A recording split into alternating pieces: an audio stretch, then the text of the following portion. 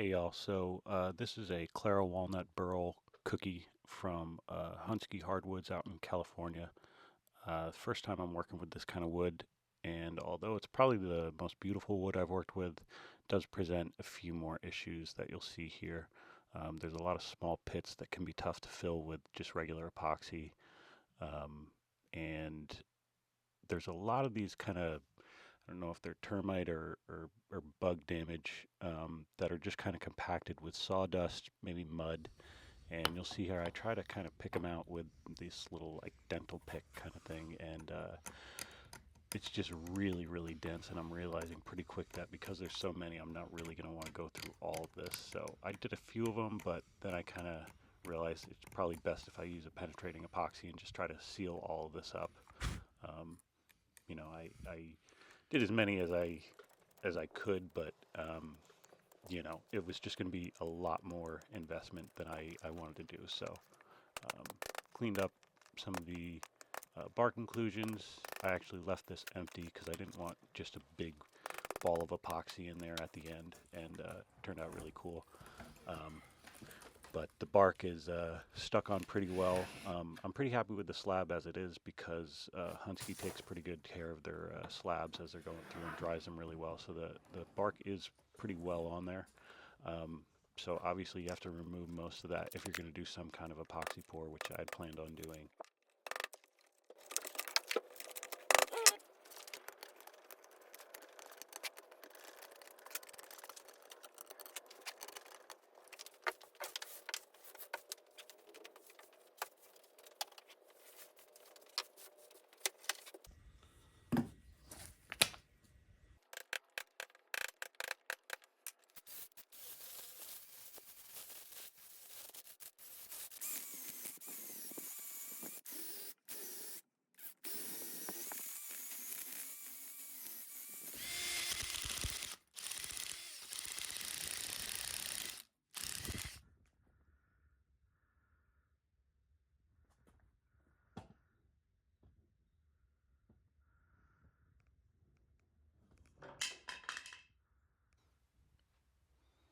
So I ended up going with Total Boat for the penetrating epoxy. They were one of the few companies that had a small amount, and I didn't really need to buy a huge jug.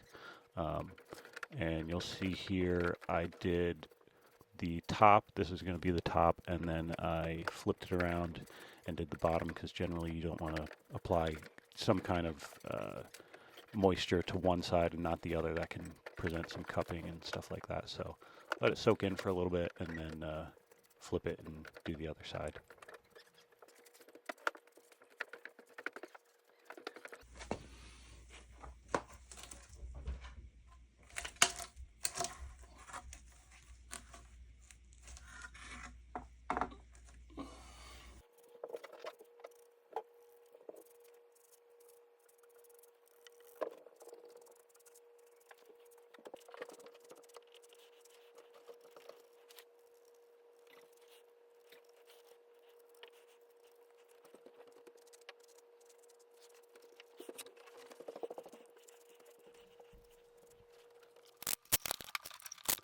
Now, every time I watch some kind of epoxy pour video like this, I always think they're stupid because they don't do a quick curing epoxy first and do a shallow pour and then do the deep pour. And of course, when it came to it, I forgot to do the same thing. So I did try to do a deep pour on these few cracks in the middle. And of course, they soak up a lot more than you would think. So I mixed up small batches and would just let them soak in about that kind of plastic cup's worth, and had to do maybe 3 pours to fully get them to fill up.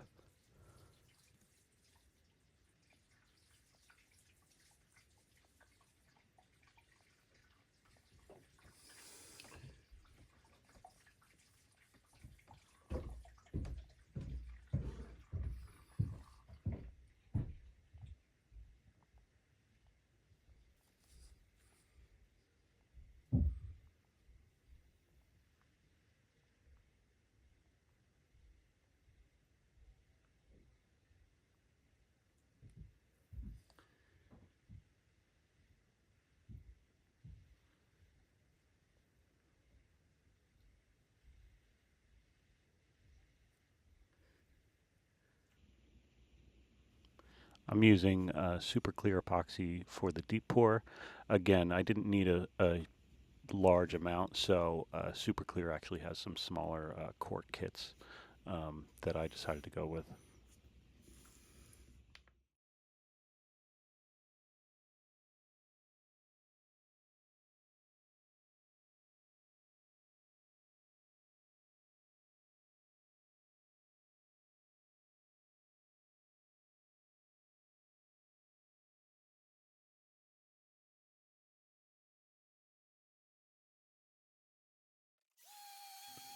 And once it's finally cured, I sand off all the excess epoxy. I'm using the Festool Rotex here.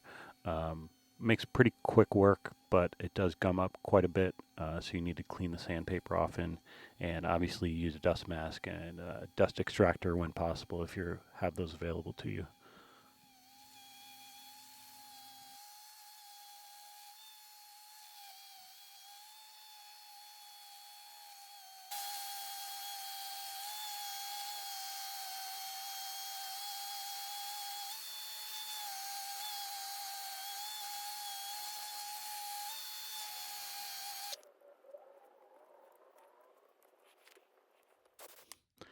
Now, this is the Blacktail Studio bow tie jig. This is the first time that I'm using it.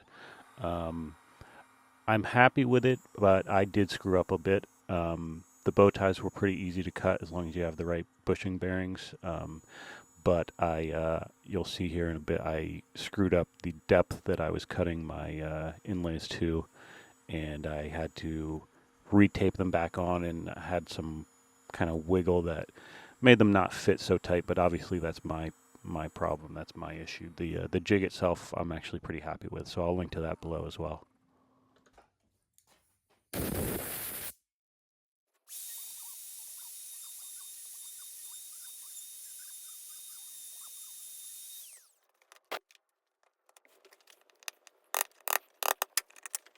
So those ridges you see right there that I'm chiseling out, that was the issue that I had. Again, I had to reattach the bow tie jig because I didn't go deep enough, and you'll see here in a second that they did cause a little bit of an issue with the fit.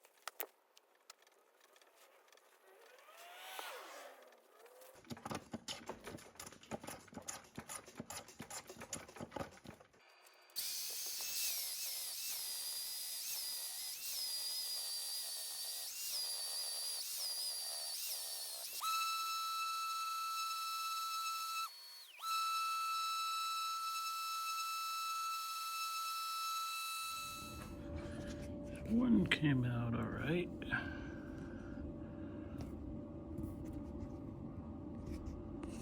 And the other one, too, not so good. Now, these are some legs I made off camera. I followed another video along from YouTube, so I'll link to that below. I didn't feel like it was necessary to show you the exact same thing. These were just some scraps of maple and ash that I had lying around.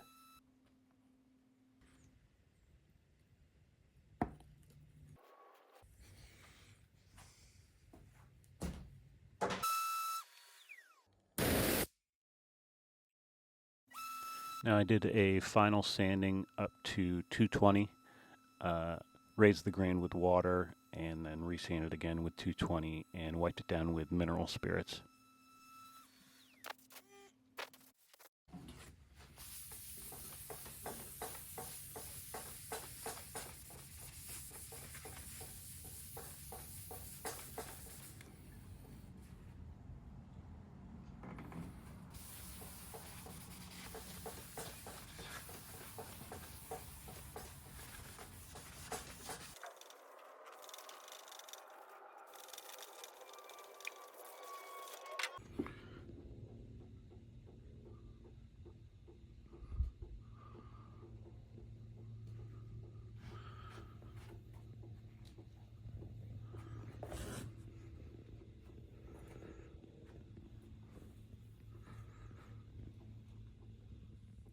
So the first finish that I ended up going with is General Finish Armor Seal in the gloss. Normally I don't have too many problems with this, but this one I ended up not liking it, so I sanded it off and went with something different. I probably applied almost 12 coats, just really trying to build up the gloss, and you'll see in a bit that the streaks I was getting just weren't what I was going after.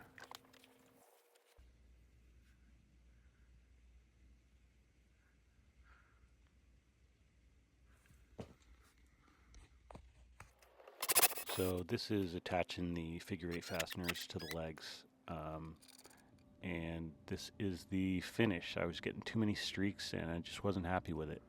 So I decided to sand it all off and try something different. I sanded off the top. I ended up leaving the bottom because I didn't feel like refinishing it. Um, but resanded it, um, raised the grain again, and then did mineral spirits to wipe it down again. And this time I thought I would give Osmo a try. Osmo is another finish that I hadn't tried before, so this would be the first time that I'm trying that as well.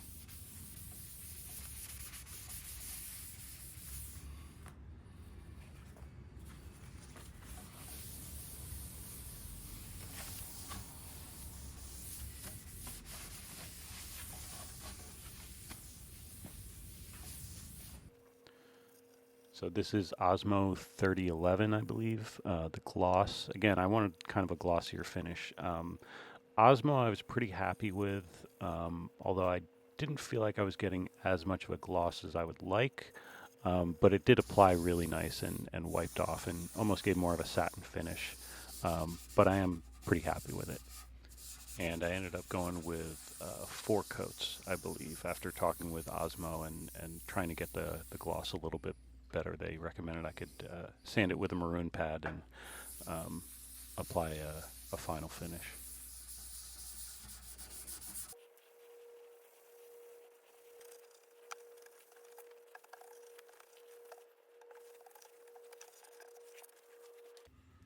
And this is another first for me. I'm trying some ceramic coatings to give it a little more protection. I had to wait a full 3 weeks for the Osmo to fully cure, and then I went with Black Forest Ceramics, their Platinum blend.